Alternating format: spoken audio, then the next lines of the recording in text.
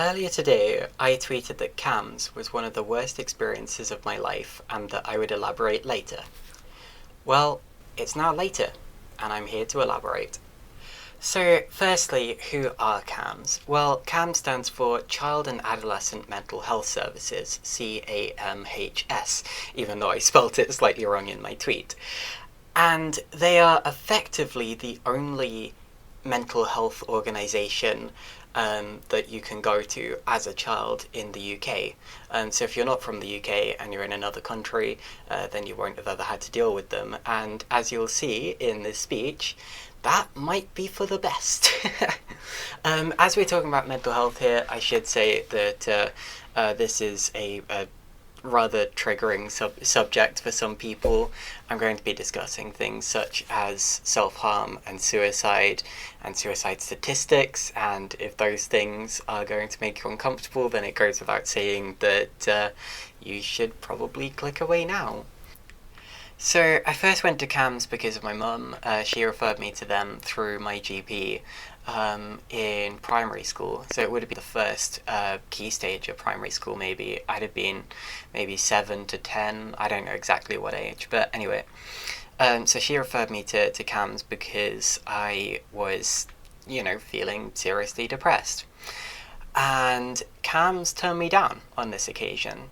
They said it was because I was too rigid of thought, which is a weird thing to say, actually, because firstly, I kind of thought that was the whole point. And secondly, where would a child go for being too rigid of thought? Where's the alternative? And it turns out there pretty much isn't an alternative. As I said before, CAMHS is who you go to as a child in the UK. So I was kind of left just sort of on my own, not really knowing what to do or who to go to. A few years later, we tried again, we being me and my mum, and on this occasion I got in with CAMHS, and this was another really low period of my life, and this was quite a lot later actually. This would have been the early years of secondary school, so maybe I was 13 or 14, and so I remember this one a lot more clearly. And we got in. And I kind of wished I hadn't, because it was a massive waste of time.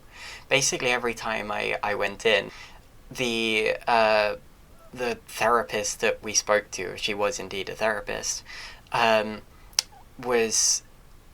she didn't really seem to know what to do. She just kind of repeated back to me everything that I said, and was like, right, is that good enough? And it didn't help at all. I mean, it goes without saying, she never tried to set up any strategies for moving forward. She never tried to teach me any techniques for dealing with my depression. She never did any of that. She just kind of repeated back what I was saying and said that it was a conversation.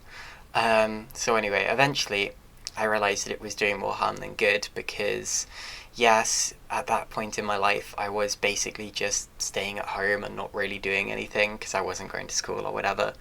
But I decided that actually getting up to go into the CAMHS meetings was actually doing more harm than good. And it was. A few years later, when I'd started going back to school again, we had possibly the first really bad experience with CAMHS, where my mum appointed me a CAMHS specialist, again through my GP, and we were going to have a meeting with this CAMHS person, whoever they were, therapist, whatever. And it was during one of my school days, and at first I didn't really want to go because I didn't feel that I could be helped at that point. I was quite, rigid of thought, I suppose you could say. But eventually they convinced me to go along, and this is where things really started to go badly, because at the time I was suffering from quite bad suicidal thoughts, and being presented with a therapist, I basically just kind of spilled my mind to her, saying, this is what I'm thinking, this is what I want to do, and this is what I feel like I'm going to do about it. And at the end, I said, at the end, I had a realization that, oh, maybe I shouldn't be spilling all of my secrets to a random stranger. So I said, look, by telling you all of these things, I don't want you to go to my house and like bubble wrap everything. I don't want to come home and find that all of like all of the medicines have been hidden and all of the knives have been locked away or something like that, because I just feel that that would be really patronizing. And she said, yeah, yeah, okay, we wouldn't do that. You have my word, blah, blah, blah, honest. And then guess what I found when I got home? I found that exactly that had happened. I was on various different medicines at the time, and I found that they had all been like locked in a box. So I had to ask my mum to unlock it every time because they were scared that I was going to overdose. And look, that seems fair enough. And if she'd said to me in the meeting that she was going to have to do that, then I would have understood. What really annoyed me on that occasion was that she lied. Was that she told me that she wasn't going to do that, and that everything, she understood what I was saying and where I was coming from, and clearly it was all a lie. And of course, therapists are people that you're supposed to trust. They're supposed to be people who you can talk to, and trust, and not have them do things like that. Not have them tell you lies. Secondly, of course, if I really had been wanting to self-harm at the time, do you really think that locking away all of the drugs and the knives and stuff would have actually stopped me? Like, do you not think that I could have just run away and done something somewhere else? Like, if someone is truly in that situation, I think bubble wrapping everything in a metaphorical way is just gonna make them. It's just gonna patronize them. It's not actually gonna stop anything. But anyway, so I told my mum that I was absolutely not going to see that therapist again. I didn't feel that I could trust her, and I couldn't. And I actually saw her again a few days later, and it took a lot of effort for me not to, go up to her and shout at her or whatever. But I didn't. Anyway, a few years after that, I went through another depressive period. Depression, of course, is something that kind of fluctuates. It comes and it goes. And at this point in my life, I think I'm about 16. Maybe in the later years of later months of 15. I think I was 16 by this point. Anyway,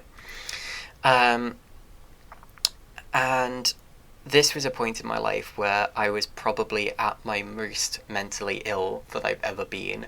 Like, if you've watched my video about how dishonesty cost me 2 years of my life, that's what the video is called anyway, you'll remember me talking about this period where I felt that I had a split personality disorder.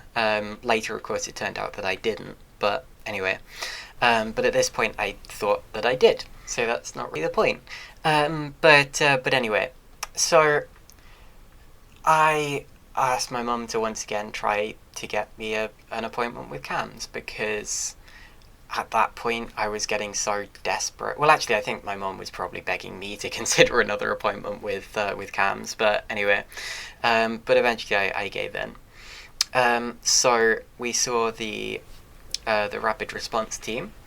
And the rapid response team are kind of the people who you see first, who assess whether you need to see CAMHS, or whether whether they can actually help you. And so yeah, we saw the rapid response team, and I spoke to them. Or it's worth saying as well, they weren't particularly rapid. It took a couple of weeks to actually get an appointment. But anyway, so yeah, I spoke to them, and they said, okay, well, we've accepted you into CAMHS again, and we'll get you to see a professional in a couple of weeks' time. And I was like, okay, well, it's a couple of weeks, but at least that something's actually being done, So I came back in a couple of weeks, and they said, hello, we're the rapid response team. And I was like, wait, didn't I see you 2 weeks ago? I thought I was supposed to be having a meeting with a with a psychiatrist now. And they were like, no, we got to do a meeting with the response team. We've got to assess whether you're actually eligible to be with CAMHS at this point. And I'm like, this is awfully familiar. So anyway, we had the discussion again, and they were like, yeah, okay, you need to see a professional, a psychiatrist or whatever. So they said, right, well, we'll see you in 2 weeks. And I came back in 2 weeks, and they were like, hello, we're the rapid response team. And by this point, I'm thinking, what is going on here? Like, what is happening here? And I did some digging, and I found that they thought that, like, every time I came in, they thought I was a new person for some reason. There'd been like something in the files where people had been like forgetting to write down that I'd seen anyone or something like that. And so that was a bit of a mess, and I ended up seeing the rapid response team maybe 3 or 4 times, which was ridiculous, honestly, especially considering this is supposed to be the rapid response team. This is supposed to be the team that that sees you first and saves your life if you're suicidal or whatever. And I was with them for maybe 6 or so weeks, maybe longer. I eventually got an appointment with an actual psychiatrist, and that did not go any better. And of course, I'd got my hopes up so much by this point, thinking, yes, I'm finally going to see someone who can help, who can tell me what's wrong with me and fix me or whatever. And this guy did not listen to me at all. This psychiatrist. We had one meeting, and we kind of went in with the approach of, right, we're going to get to the bottom of what's going on in my mind, and come up with a diagnosis, so I can say, this is what's wrong, and this is like the root cause of everything that's going on, so this is what I can work on. But he did not listen to me whatsoever. Basically, he'd taken a look at my notes, he'd taken a look at everything the rapid response team had written down and my GP had written down, and he'd made his mind up before I even entered that room, that basically what he was just seeing was nothing new, just another case of depression, really. So what he would do is he'd ask me a question, and I'd start to answer, and before I'd even finished, he would go, right, next question. And I could tell that he was just saying all these things. He was just asking all these questions as a matter of formality. He wasn't interested in what I had to say whatsoever, because he had made his mind up.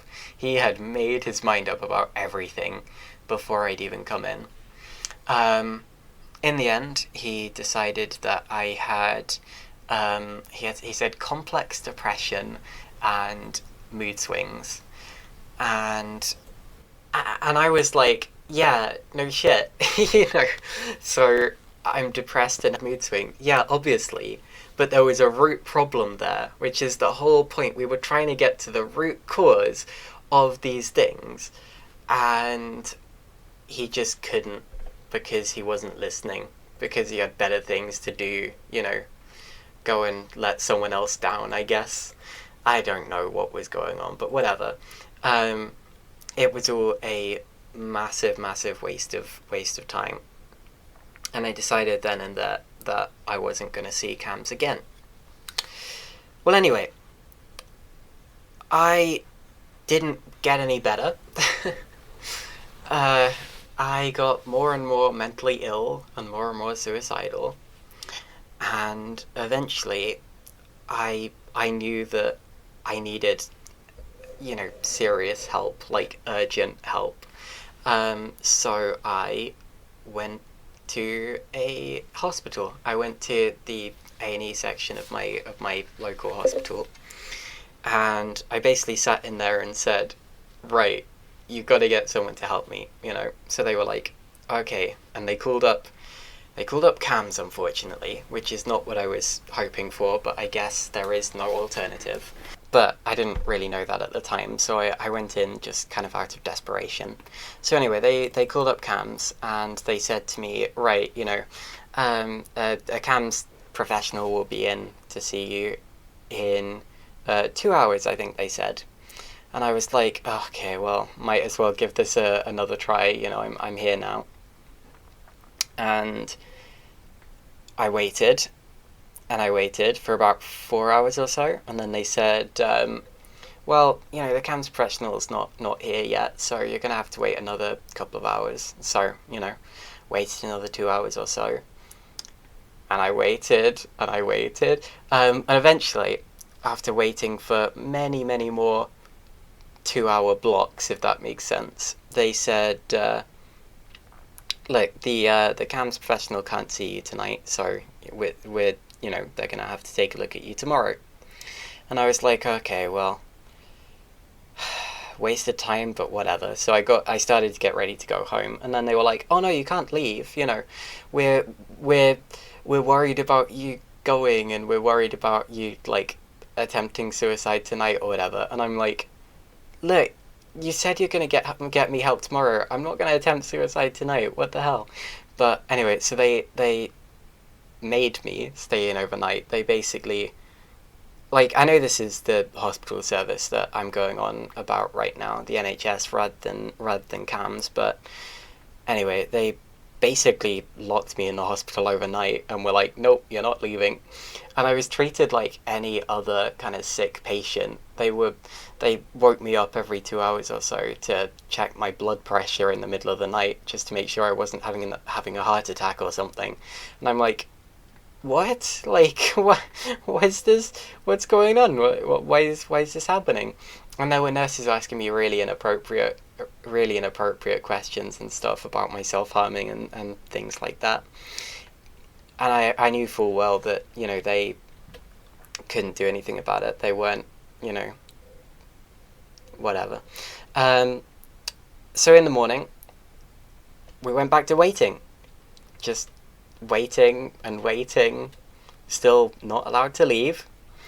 And again, they kept coming up to me every 2 hours and saying, the CAMHS professional will be here to see you in 2 hours, 2 more hours, just 2 more hours. And they said this so many times that I stopped believing it. And anyway, we got to, like, I think it was like 2 p.m. the next day, and eventually the CAMHS professional arrived, something like 12 hours after he was supposed to the first time. And I was like, oh, freaking finally, and we got into a room, and he asked, right, what happened? How are you feeling? And I told him everything, and we were there for like 15 minutes, and at the end he said, well, there's nothing we can do for you here, go home. I wish I could say that I was joking, but honestly, I was literally, like, locked in a hospital for 12, maybe 14 hours as a, mentally ill 16-year-old kid. And just to be told that they couldn't help me and to go home. It was one of the most ridiculous things that has ever happened to me. And I still can barely believe that it happened. And later on, I believe I spent another night in hospital, actually, because of my mental health, but I don't think CAMHS was involved in that one. So, after all of this, I'd seen CAMHS maybe 5 or 6 times, and every single time they'd found a new way to fuck up and to do more harm than good. And it's not just me. I really wish that I could say it's just me and that CAMHS are angels that save lives everywhere else. But I honestly believe, wholeheartedly, that CAMHS do more harm than good and cause more suicides than they prevent. And I know that's a big claim, but let me give you some other experiences. I've spoken to so many other people who have said that CAMHS made them feel like they were in danger by talking to their abusive parents about what they'd been told, or by leaving them for dead, basically, when they told them they were having suicidal thoughts. It happens all the time, and I am yet to see someone's experience that isn't awful and shocking. In fact, the reason that I made that tweet in the first place is because on Twitter earlier, CAMHS was trending in the United Kingdom on Twitter, and looking through all of these tweets, there is not a single person defending CAMHS. At JXVII says, I came out of CAMHS more mentally ill than I was before I went in. At Achia Plausi FVG says, I've never heard someone utter a single positive word about CAMHS. At Kiyotaka says, I see we're having our yearly shit on CAMHS session again, as we should.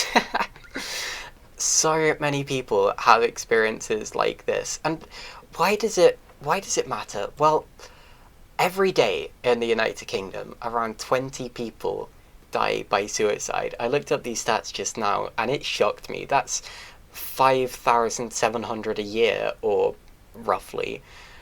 That's amazing. That's honestly ridiculous. I couldn't find out how many of those were children or teenagers, but it's safe to say that at any given time, CAMHS has hundreds or even thousands of young lives in their hands.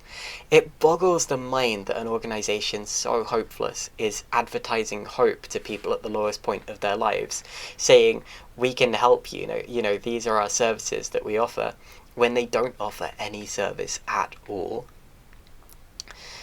And why does this happen? So CAMHS themselves will tell you that a lot of these problems come from a lack of funding. They say that the government doesn't fund them as much as they fund the NHS, and even the NHS is underfunded. But this is not a lack of funding. Getting people's names confused 3 or 4 times is not a lack of funding. Telling people that they're too rigid of thought to be seen is not a lack of funding. That's a lack of care. Lying to your patients is not a lack of funding. That's a lack of trustfulness, a lack of hope. And honestly, I don't know why it has happened like this. I don't know why they have become so bad. I guess it's because there's no alternative. So, but even that doesn't make sense.